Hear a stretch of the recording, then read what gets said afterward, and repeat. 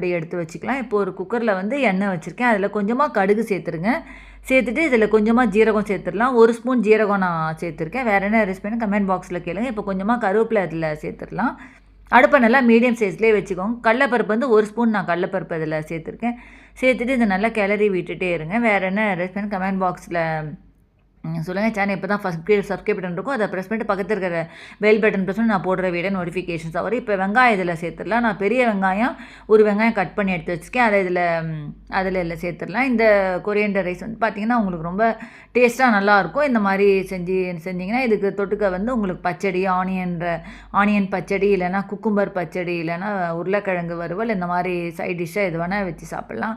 ரொம்ப ஈஸியாகவும் சிம்பிளாகவும் இந்த மாதிரி செஞ்சிடலாம். இப்போ இந்த கொத்தமல்லி இது அரைச்சி விழுது இருக்கு பாருங்கள், அதில் சேர்த்துட்டு அதில் கொஞ்சமாக தண்ணி ஊற்றி இதில் சேர்த்துடலாம்.